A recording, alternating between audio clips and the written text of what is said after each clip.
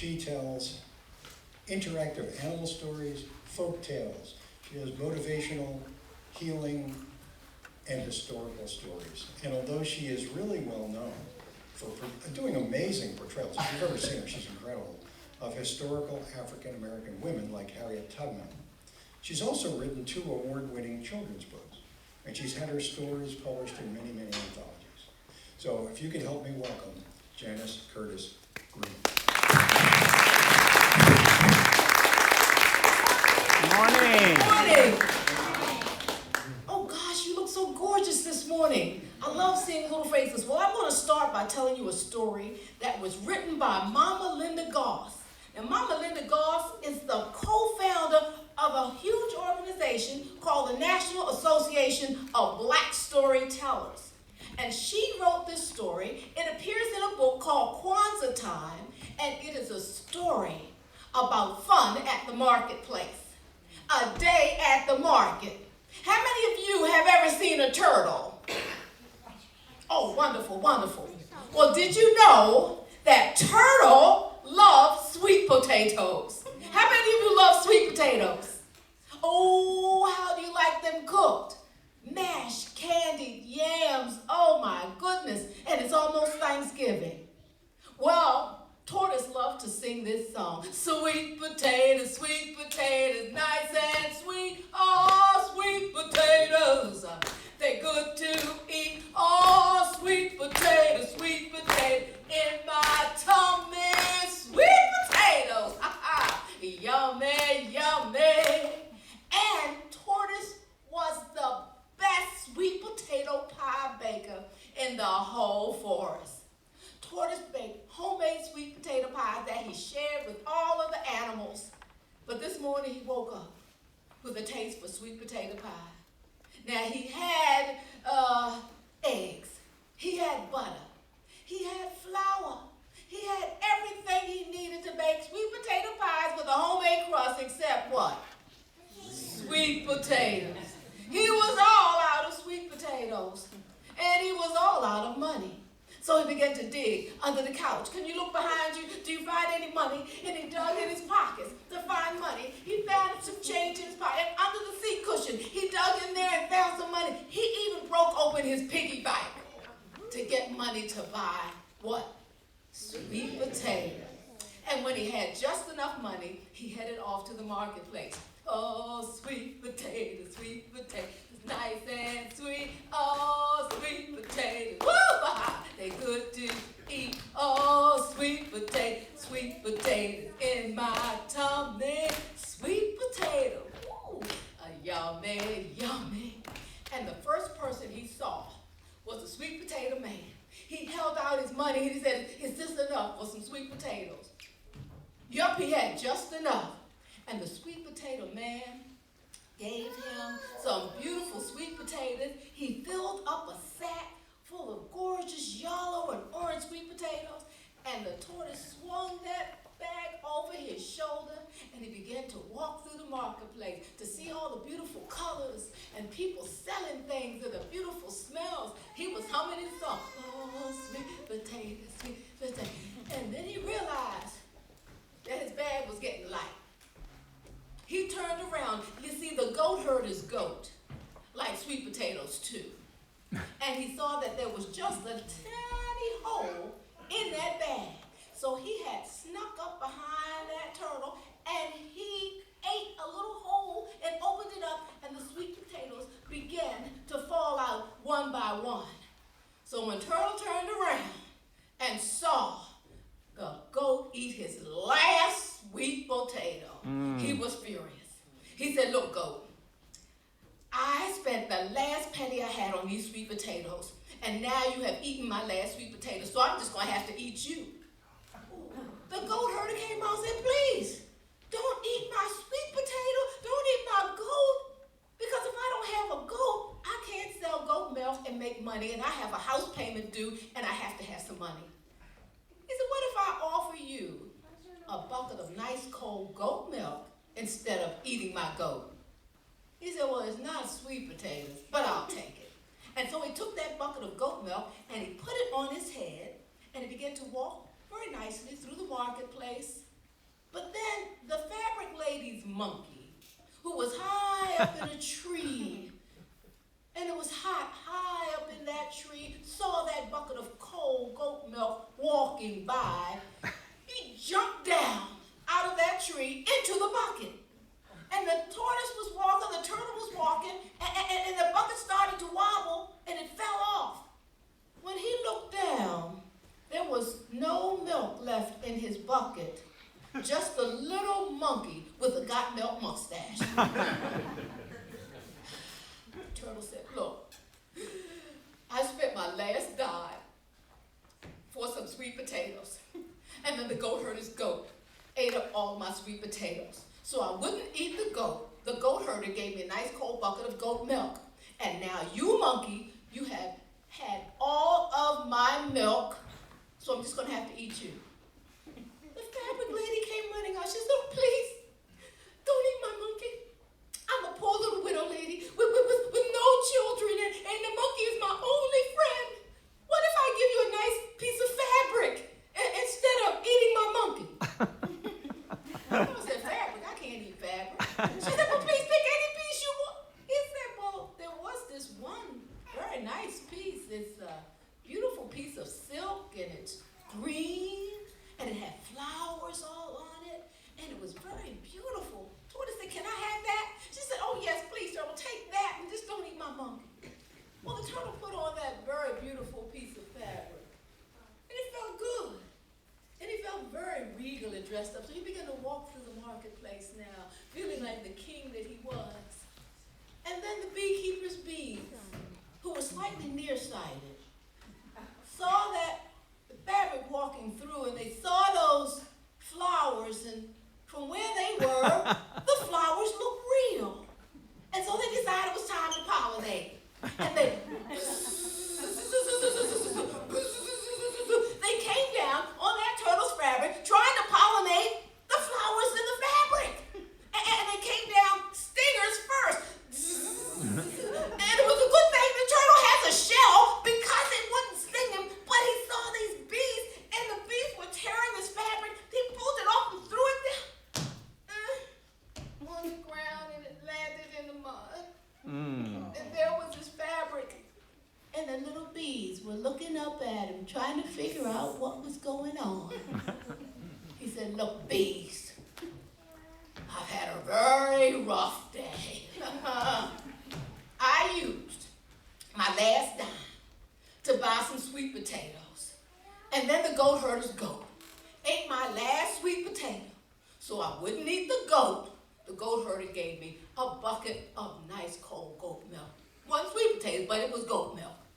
Then the fabric lady's monkey drank all of my goat milk. So I wouldn't eat her monkey. She gave me a nice, beautiful piece of fabric. And now you bees have destroyed my fabric. And I don't know how you taste, but I'm just going to have to eat you. Oh, the beekeeper came running out. Please, don't eat the bees. If you eat my bees, I won't have any honey to sell in the marketplace, and I got 3 kids in college. Look, please, don't. I tell you what if I give you a nice bowl of sweet, gooey honey, and you don't eat my bees? Tortoise said, well, that's not sweet potatoes, but it's close enough. And he got that bowl of sweet, gooey, sticky honey. And he knew that something might happen to it, so he was very guarded going through the marketplace, and he held it in his arms like that, and he began to run through the marketplace so nobody will destroy his honey. He looked to his right, he looked to his left, but he failed to look right in front of him. And the chicken man, who was feeding his chickens that day, had them cross the road in front of him. Why does a chicken cross the road? To trip a turtle carrying honey. And that's exactly what happened. That turtle ran, and before he could stop, he tripped and stumbled all over the chickens that were crossing the road. And the bowl of honey went up in the air like snow. And the honey came down on the turtle's head, and it dripped down, causing him to slip and fall down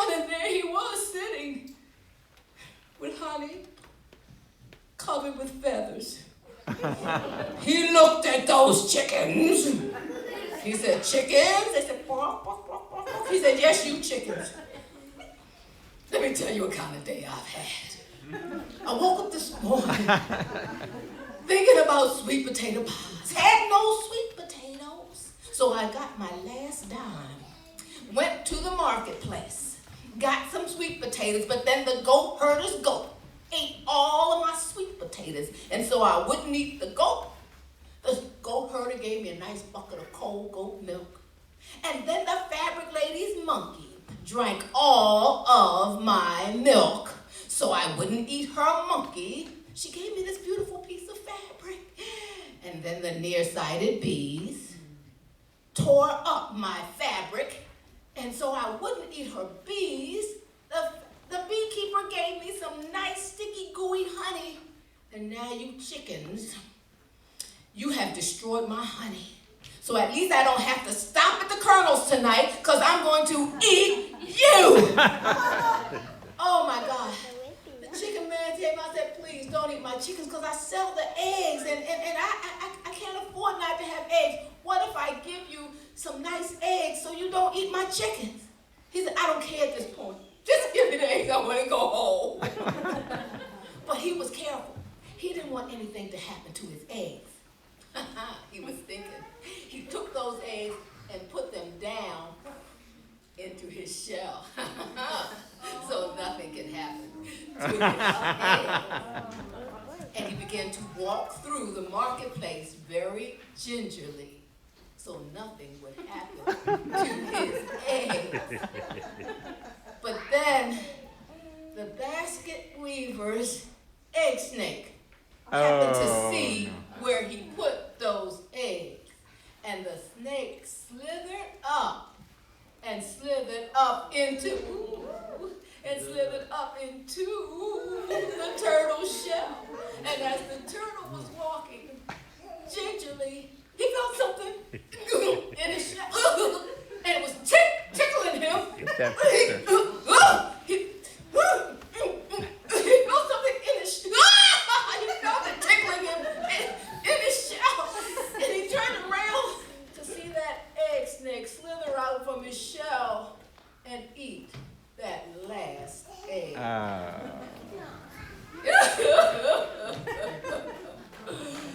Turtle said, look, I am having the worst day of my life.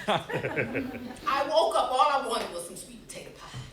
I was out of sweet potatoes, so I got the last penny I had, went to the marketplace, the sweet potato man, and I got some sweet potatoes. Then the goat herder's goat ate my sweet potatoes, so I wouldn't eat his goat. The goat herder gave me a cold bucket of what? Yeah, you got it, you were listening. And then the fabric lady's monkey dropped down in there and drank all of my milk, so I wouldn't eat her monkey. She gave me some fabric. Great. And then when the bees tore up my fabric, the beekeeper gave me some honey, yes. And so then the chickens crossed the road and I lost the honey. So then the egg man gave me some eggs. And then I put them in my shell. And now you, snake, you ate my eggs. So guess what? I'm going to have to eat you. Well, the basket weaver said, please don't eat my snake. I know it tastes just like chicken, but don't eat my snake.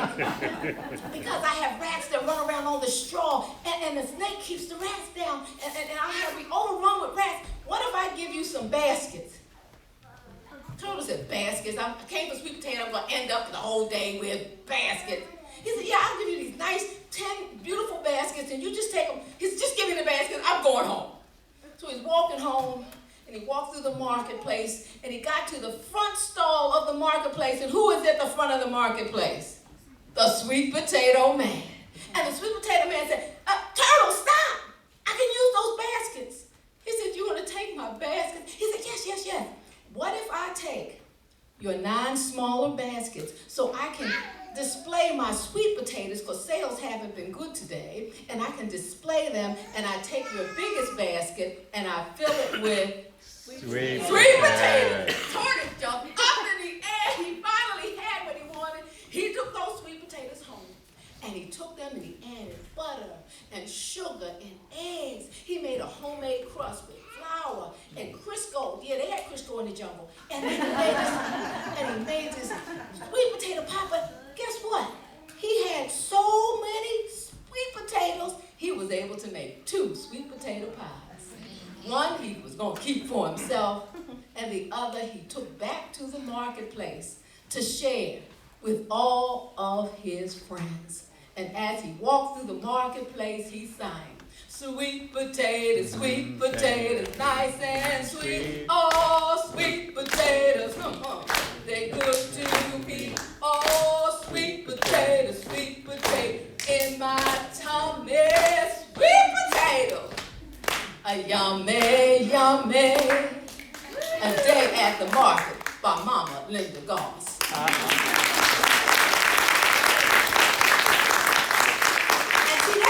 Was all about sharing, and most folk tales always have a lesson, and they might be funny and you laugh and everything, but you learn something. And this is what a storyteller or a African griot would do: tell the children stories, but woven in those stories was a lesson for them to learn. And this was about sharing. And I'm going to tell you about an animal who knew nothing about sharing, and it got him into big trouble. There are no tigers in Africa, Africa. There are no tigers in Africa, 'cause they all moved to Asia. I have been to Africa several times, and I've been to West Africa, I've been to Northern Africa and Egypt to see the pyramids. I've even been to South Africa and visited Nelson Mandela's home, and I saw a lot of animals. I went on safari in Kenya, but I sure didn't see any tigers all over the continent of Africa. And I'm going to tell you why. Long time ago, there were tigers in Africa. Oh, yeah. They all lived in a beautiful jungle along with all the other animals who plowed and kept farms. And they all shared with one another, and they took care of one another. This one tiger lived under a beautiful, beautiful pear tree with golden pears that were sweet and crunchy. How many of you like pears? Oh, they were delicious. And then he was a nice river right next to where he lived, but he never let anybody have any of the pears from his pear tree. He would not share. And that was okay, because other animals shared with each other. Until there was a time called a drought. That means it didn't rain for a long time. And all of their crops just withered, and there was nothing to eat, and the animals were so hungry. Ugh.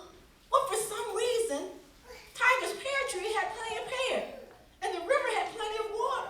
And they went to the tiger and said, "Tiger, please, can you share some of your pears with us? We're starving. We need some food. Can you just share? Let us drink some." What Tiger said, "Roar.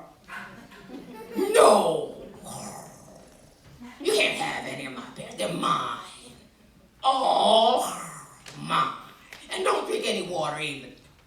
Not even with a straw. They're mine. It's mine, all mine. And if you come close, I'm going to eat you." The animal said, "You have to be like that. Just want some pears." And they backed off.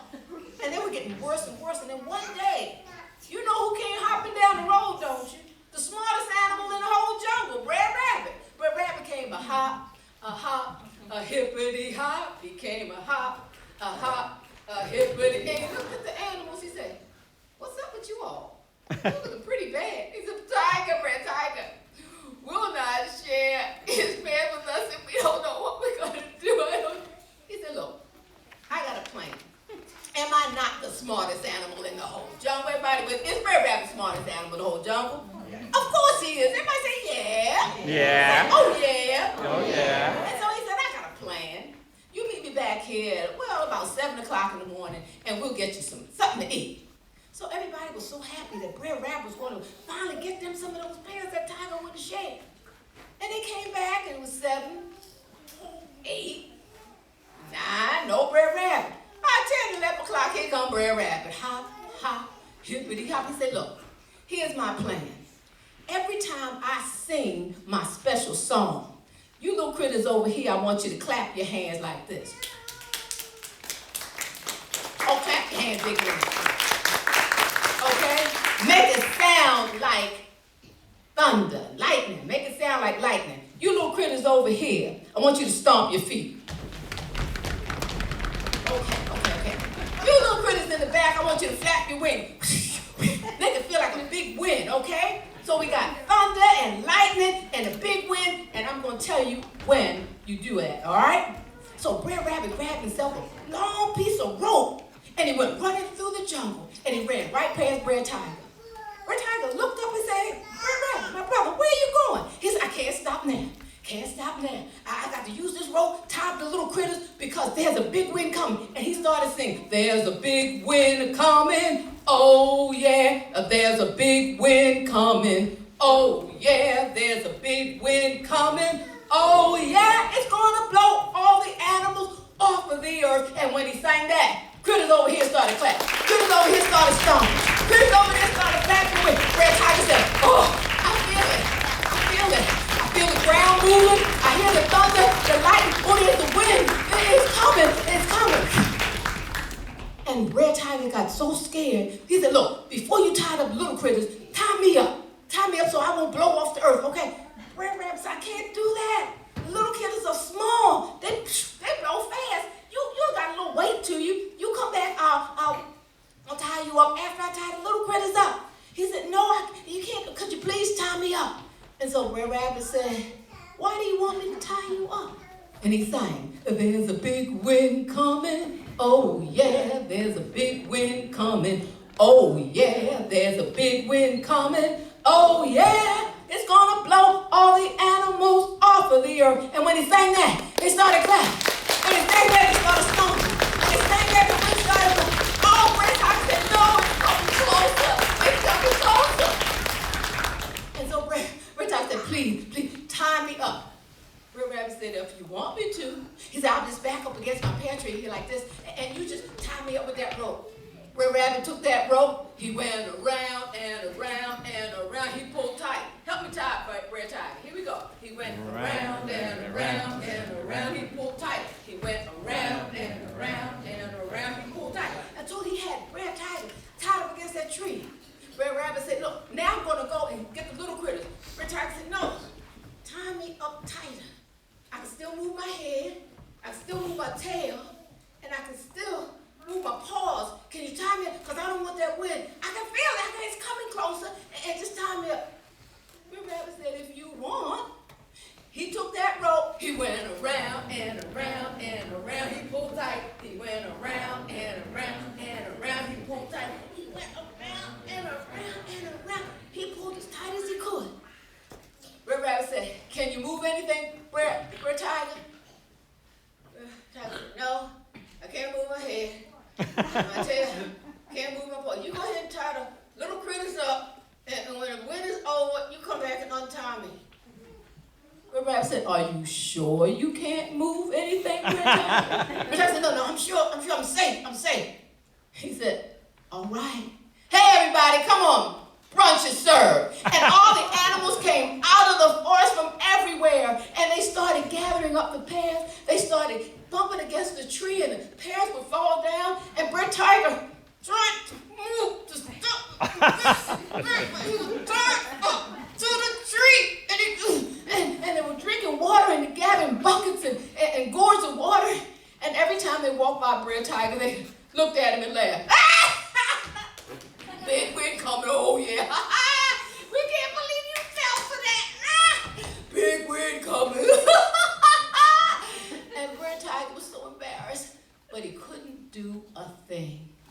About a week after the animals were coming every day, it started to rain, and the crops started to grow. And after not eating for a week, Red Tiger had lost some weight, and the water from the rain made the ropes fall off of him. But he couldn't get back at all the animals, and he had been so embarrassed that he had fallen for Brer Rabbit's trick that he went home and he packed his little tiger bag, and he got his tiger wife and all his tiger children and all his tiger family, and in the dark of night, they snuck out of West Africa, and they moved all the way to Asia. And that's why if you go to India, you will see Bengal tigers, but There are no tigers in Africa. Africa. Africa. There are no tigers in Africa, 'cause they all moved to Asia. And it's because where a tiger did not share with the other animals like the turtle did. And that is the end of my story. I thank you very much for having me today. And now you know the lesson for today is share. Can everybody say that together? Share. Remember that. Remember me, Janice. Bravo!